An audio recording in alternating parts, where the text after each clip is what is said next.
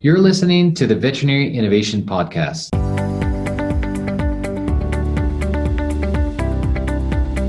You're listening to the Veterinary Innovation Podcast. My name is Shawn Wilkie, and along with my co-host, we interview the innovators in this space every week.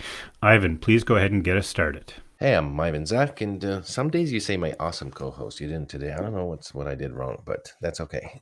You never say that I'm awesome, so I'm just getting Yeah, sick I of don't. giving you all these pep I talks don't. before the show starts. You're right.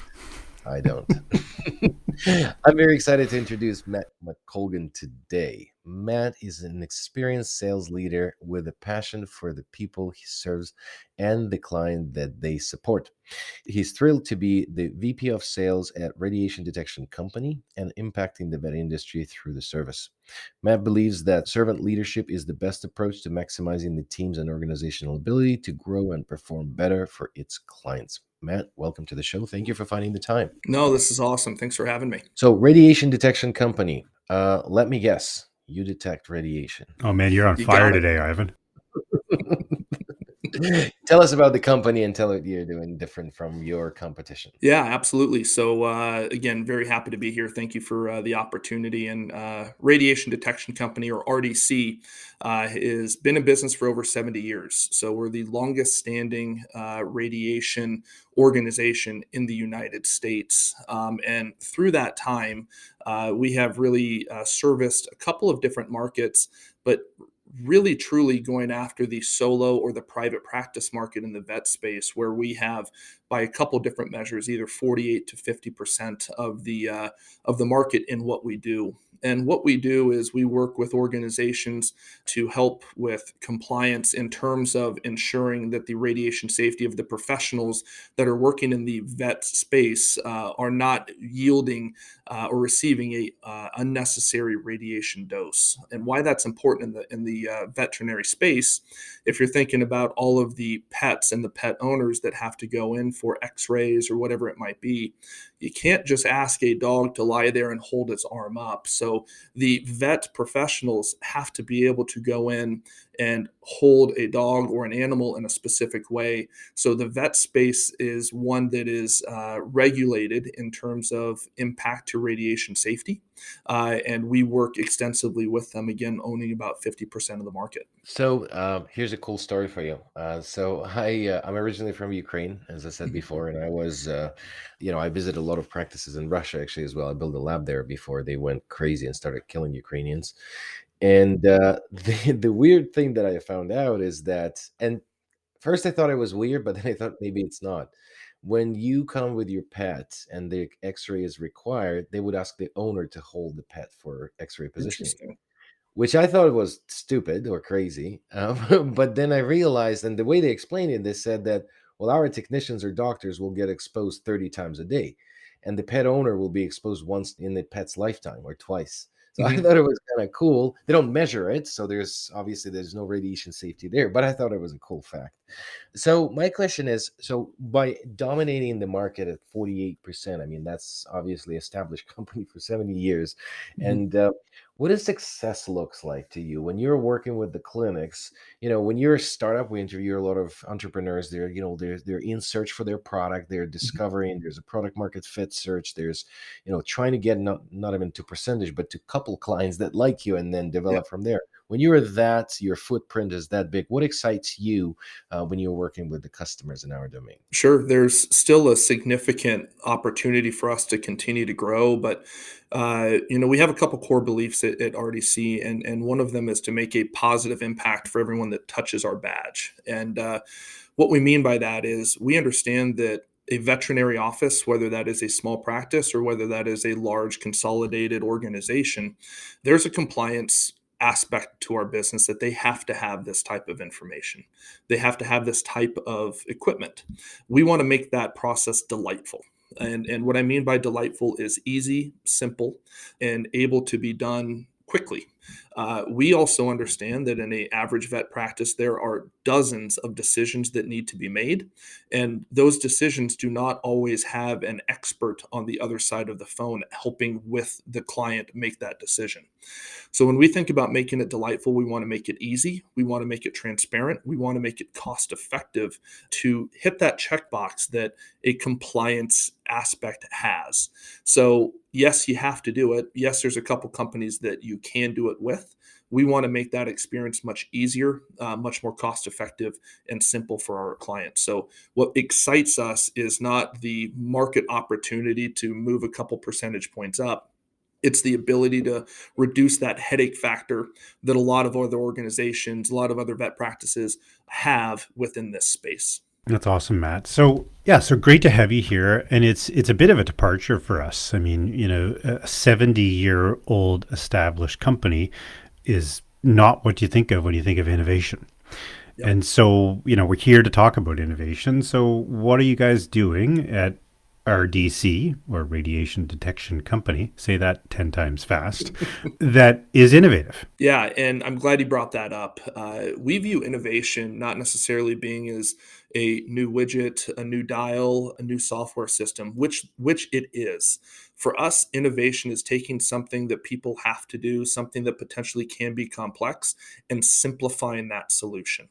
So innovation for us doesn't have to be a big, grandiose new product. For us, innovation is saying, hey, we're going to simplify your office manager's time from 5 hours spending on this certain thing down to 15 minutes a month, right? We're going to be able to repurpose those soft costs back into your organization. While it may not be truly sexy in terms of innovation, it truly is something that we feel is giving back to the community and the rest of those organizations that need it. So how the hell do you do that? Yeah, so 70 years of practice. That's one way. But what does it look like? So if one of our listeners is with a competitor, they don't work with you guys, what differentiates you guys when it comes to that innovation, and how do you really simplify it? Yeah, sure. And just a quick story here. So I'm actually new to the vet industry. I've been in high IT managed services technology for quite some time. And my last stop was at the cable company. And if you go into a room of 10 people and say, raise your hand if you love working with your cable company, not one hand will be raised. If you ask them to raise your hand if they need internet to run their business, every single one of them will. So for us, we understand that there's an aspect of you have to do this, but for us, we want to make that journey a little bit different. So rather than, and we do have a very great technical bench, but we've been investing millions of dollars into our customer care team, into our online portal, into being able to make sure that our clients can get a hold of us whenever they need to, and also have access to make changes as they need to on their end. While that may not sound innovative or like a crazy departure from what most businesses are doing, in our industry or in the cable industry, as an example, that's the last phone call you want to make. You get a bill that's 45 pages long, you can't understand it. So we simplified the bill from 15 pages down to one. When you call us, 80% of the time, you'll get a live representative to answer within 60 seconds. We've added a chat feature. We've enhanced our online portal.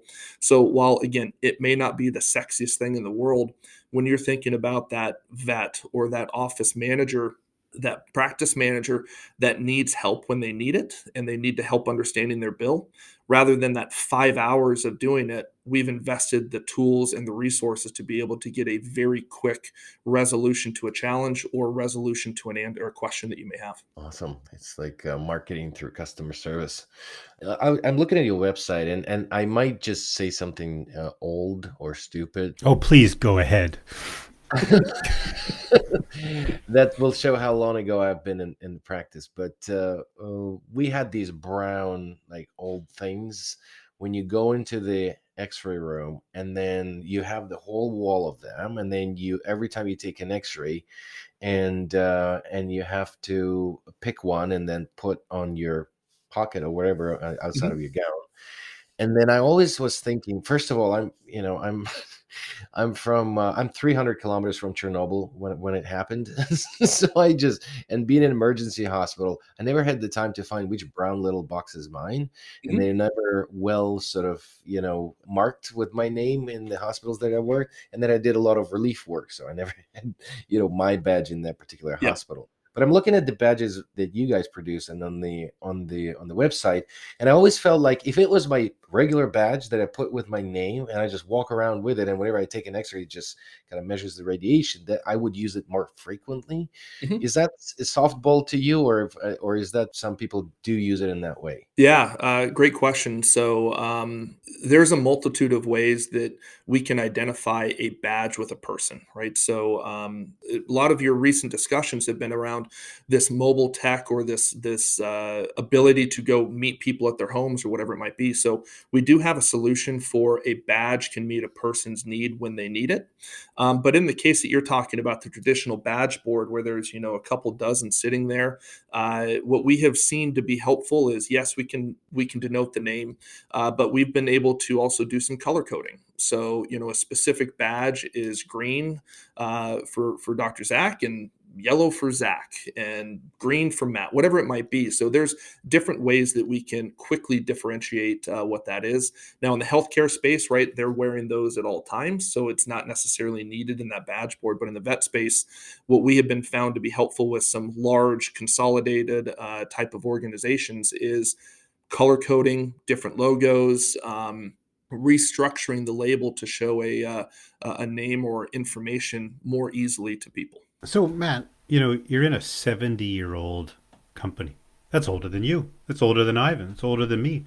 How does innovation happen at a 70-year-old company? When you guys sit around the table and just what does that look like? Yeah, that's a great question, and I think it has a lot to do with our CEO Ryan Turk. He's been on board for about 2.5 years, maybe 3 years, to truly grow what we are trying to do. Again, we believe that growth in our business has a direct result and benefit to the people that we work with. But how innovation happens is we have a really strong leadership team, and we have a couple of, well, not to get too much into business strategy, a couple of KPIs that really matter. Both of them are geared towards efficiencies for the customers and ease of use. The second question we always ask ourselves, leaving every single meeting, start of every meeting, is how are we innovating for the customer? And what does innovation for the customer mean? To start, it means making a thing that has to happen, a utility, if you will, easy to do business with. The second is, can we build a technology roadmap that meets the needs of all of our customers where they are so they can go to one location to be able to satisfy whatever need they have? And then the third is, what different type of products or solutions can we look at, right? So we feel that our portal, which is kind of table stakes, right? A portal to log into and get some information, is innovative in the simplicity that it brings, the access that it brings, and the information that it can deliver. So, again, it's not the sexiest way to think of innovation, right? We are not, doing things like trying to send badges to Mars, although we have. We do some things with NASA. It is an entity or a way to make sure and ensure that people are staying safe, that organizations are compliant, and our innovation is how we can make that simple. But innovation is front of mind for us. We ask that question all the time. So, to answer your question more succinctly, yes, we are a 70-year-old startup. That's the way that we are viewing our jobs on a day to day basis. That's super cool. And I mean, talk about a neat kind of part of your culture to have innovation kind of on the minds for the sake of your customers. I think that's really admirable. And I think a lot of younger companies could probably learn a thing or two from the way that you guys approach that. So that's really, really neat. How the heck did you get involved in this business? You're coming from managed services and now you're selling radiation detection. And what's your journey been like, and why are you happy where you're at? Yeah, it's been a lot of fun, to be very honest with you. I have over a decade and a half of experience of working in high tech, and I do believe that this is a high tech industry that can be reclassified. I landed here after learning about the organization, the third generation family owned 70-year-old business. but more importantly, the people that we serve. So for me, the vet space is one that's interesting, not only because of the growth dynamics and the impact that it's having. I have some personal relationships with some vets back in California, where I'm from, and there was an old adage that the vets cared a lot. And they weren't necessarily rewarded. And I found an opportunity with an organization to get involved with a company that is a dominating force in the vet field to try to help make this easier. The vet space, and you guys are obviously experts and have talked about it, but the people leading the charge at those vet offices, those solo practices, or even those larger organizations, there is so much on their plate. If we can remove some of those things that don't necessarily need to be there to allow them to do what they are passionate about, which is take care of the pets and engage with those pet owners, like that's what was really interesting here, is that there was a combination of what I cared about personally, which is impacting the lives of others. It's on our mission statement, and there's a direct and easy way to do that with tens of thousands of people. Like it was a no brainer to be able to join the organization. I mean, I could go on and on here and ramble, but I mean that's the nuts and bolts of it. Is it's an organization that really gives back to the community. It scratched an itch that I have on giving back and being impactful to people that we serve, and we do that every day here. I have a question that is potentially interesting to listeners who are entrepreneurs and building out their sales teams. So there's various ways of creating sales, Mhm. and depending on the price of the product, the margin, and many other things, there's different structures. And also there's new sort of models evolved. Some of them will have the inside sales team, and then there's separate lead gen team, and then there's what does it look like in your company? And if you can uncover a little bit of the business model, because a lot depends on that, because I assume you're a recurrent revenue, and then essentially what does your company do as a sales team? How is it structured? Is it inside sales team? Is it field representation? How does that work? Yeah, absolutely. And great question, and something I could talk about for a while. So I'll try to be succinct here, but I could lead off with a joke and just say, hey, we give everyone a phone and tell everyone to call the vet 15 times until they answer. But we all know that that won't work. No, I'm definitely kidding about that. For us, the biggest thing is we want to make sure that we understand who we're talking to and put ourselves in their shoes, right? So a vet organization, whether that's a solo practice or at the high up at some of these larger consolidated organizations, it starts with what information can we provide quickly, succinctly, to allow someone to make a very easy decision. So for me, it's not necessarily selling, it's us coming in prepared, helping educate a business owner, a vet, a practice manager, however you think about it, about what our service is and how we can truly help them. So our team, which has representation of both, you know, inside field, we have a tremendous marketing engine led by Amanda Smith, is just part of the team. Michelle Uribe, who runs our customer success team, which has 16 individuals, engaging with our 30,000 clients. Like it's a whole model of how we want to approach it. So to answer your question directly, if I was thinking about building a sales team to go to market with these things, one, I would look at, who and what does that person look like, right? I've worked with a lot of entrepreneurs, and there's no one better to sell that product than them. So maybe it's not so much, hey, I need to go hire a sales team, but I need someone that's going to help me identify my top 10 targets. I'm going to go after a marketing engine first until we can build that momentum around sales. So there's a lot of different ways to do it. I will say that in our leadership team, Ryan Turk, who I mentioned earlier, our CEO, built out every facility outside of sales. And what I mean by that is we wanted technical expertise, we wanted customer service expertise, we wanted marketing expertise, and then the last was the storyteller, right? Which is essentially what sales does. Tell the great story of a 70-year-old company, broadcast that to as many people as we can, tell them through education and preparation, like how we can help. And ultimately, the sale is not a, hey, buy this. It's a, you have now been informed to make a decision. Just please make the right one for you and your organization, and we hope it's us. That's awesome, Matt. And I buy into that fully after a long time kind of trying to help people. I think that's at the end of the day, that's what sales is all about. Or if you're selling the right products, that's what it should be about. So we chewed through all of our time like we do every single week. We got a couple of questions to wrap things up. So the first is a book or YouTube, TED Talk recommendation, something that you think our listeners should check out. Yeah, so I was listening to a podcast, the Ed Milet show the other day, and he had a guest, Colin O'Brady. Colin O'Brady wrote a book after completing, the book is called The Impossible First, and he completed the first and fastest solo trans-Arctic passage. So he went from one side of Antarctica to another, carrying all of his provisions without the help of anybody else. It's a truly inspirational book. Also, considering that a few years earlier, he burned his feet so badly they thought that he was never going to walk again. So, a truly inspiring story. Holy cow. And so for the guest recommendation, we usually ask about who do you think would be interesting to invite to this podcast? Yeah, I have one absolute rock star that I've had a chance to get to know. His name is Joseph Mickelmurray with Thrive Pet Healthcare.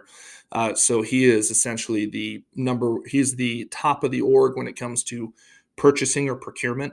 But in Thrive's world, what that means is making the practices more efficient and really kind of has his fingerprint on growth. So he's been part of that organization and seen how it has grown and is in charge of that vision moving forward. Thank you so much for listening to the Veterinary Innovation Podcast. If you want to hear about our new episodes, please follow us on any social media channel. Also, you can check out our website at veterinaryinnovationpodcast.com. See you next week.